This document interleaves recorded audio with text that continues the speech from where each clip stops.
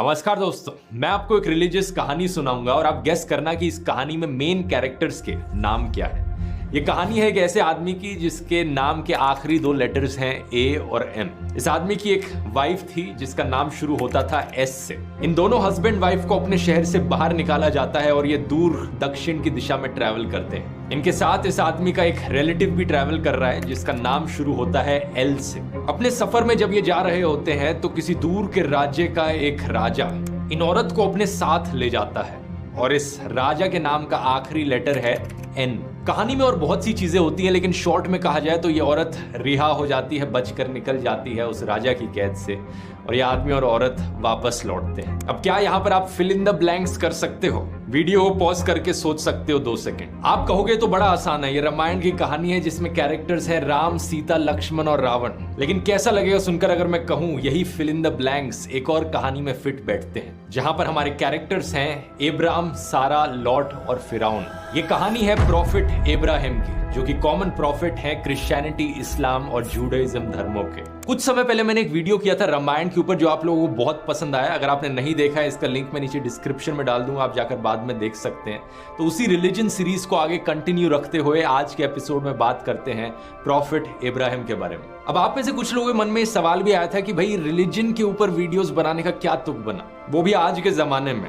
इसमें मेरा मानना है दोस्तों, आज के जमाने को देखते हुए ही मुझे लगता है कि रिलीजन के ऊपर वीडियोस बनाना जरूरी है, क्योंकि रिलीजन आज के दिन एक ऐसी चीज बन गई है जिसे बहुत बुरी तरीके से एक्सप्लॉइट किया जा रहा है पॉलिटिशियंस और मीडिया के द्वारा लोगों में डर फैलाने के लिए। रिलीजन का ही इस्तेमाल करके लोगों में नफरत फैलाई जा रही है और मुझे लगता है वीडियोस उसे काउंटर करने का बहुत अच्छा काम करते हैं। जितना हम अलग अलग धर्मों के लोग एक दूसरे के रिलीजन्स के बारे में जानेंगे, सीखेंगे, उतना ही हम एक दूसरे से ज्यादा रिलेट कर पाएंगे, उतना ही प्यार और भाईचारा लोगों के बीच में बढ़ेगा। तो आइए शुरू करते हैं आज की कहानियां जो कि 3 धर्मों में कॉमन है।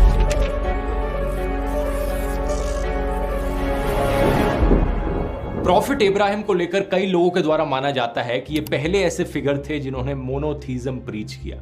मोनोथीज्म का मतलब सिर्फ एक भगवान में विश्वास रखना। इसका ऑपोजिट शब्द है पॉलीथीज्म। पॉलीथीज्म का मतलब है कि आप मानते हो कि कई सारे भगवान होते हैं। मोनोथीस्ट कहते हैं कि सिर्फ एक भगवान है। ये जो 3 रिलीजन्स हैं, क्रिश्चियनिटी, इस्लाम और जूडाइज्म, इन तीनों को एब्राहिमिक रिलीजन्स की कैटेगरी में डाला जाता है और ये एब्राहिमिक शब्द एक्चुअली में प्रॉफिट इब्राहिम से ही आता है। कई लोग मानते हैं कि प्रॉफिट इब्राहिम पहले प्रॉफिट थे, स्पेशली ज्यूज का ये मानना है। कई क्रिश्चियंस भी ये मानते हैं, लेकिन दूसरी तरफ कुछ क्रिश्चियंस कहते हैं कि इब्राहिम नहीं बल्कि इनाक पहले प्रॉफिट थे। जेनेसिस के चैप्टर 5 वर्स 22 में लिखा गया है कि Enoch walked with God for 300 years. Genesis actually में बाइबल की पहली किताब है। इनाक को कहा जाता है कि ये डिसेंडेंट थे एडम के और एडम को पहला ह्यूमन बीइंग माना जाता है इन तीनों धर्मों के लोगों के द्वारा। मुस्लिम्स का मानना है कि एडम तो पहले प्रॉफिट भी थे, तो इसलिए अपनी कहानी की शुरुआत पहले एडम और ईव की कहानी से ही करते हैं। एडम और ईव की कहानी का नाम जरूर आपने कहीं ना कहीं तो सुना ही होगा। एडम को आदम करके भी पुकारा जाता है और माना जाता है कि भगवान ने इन्हें मिट्टी से बनाया। भगवान ने इन्हें सांस दी और ये एक लिविंग बीइंग बन गए। वैसे पूरे वीडियो के दौरान मैं भगवान, गॉड और ईश्वर जैसे शब्दों का प्रयोग करूंगा, लेकिन इन सब का मतलब एक ही है क्योंकि यहाँ पर हम मोनोथीज्म की बात कर रहे हैं। तो शब्द कोई भी हो, एक ही भगवान को रेफर किया जा रहा है। साल 1500s में एक बड़े फेमस पेंटर रहते थे माइकल एंजेलो नाम से। इन्होंने ये बड़ी ऐतिहासिक पेंटिंग बनाई जो कि आज के दिन आपको वेटिकन सिटी के म्यूजियम में मिलेगी।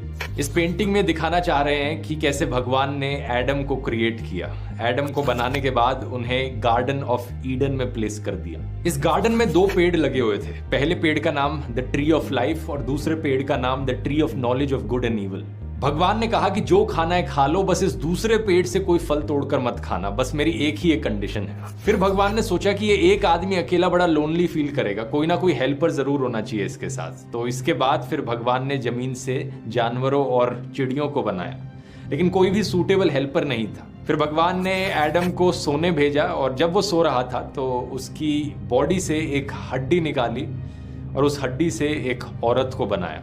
इस औरत का नाम एडम ने ईव रखा। ईव को एवा भी बुलाया जाता है जिसका मतलब लाइफ होता है। एक दिन क्या होता है कि एक सांप आकर ईव को बहकाने की कोशिश करता है कि ये फॉरबिडन फ्रूट को खा लो।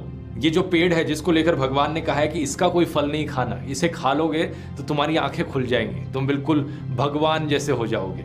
तो बहकावे में आकर ईव उस फल को खा लेती है और अपने पति एडम को भी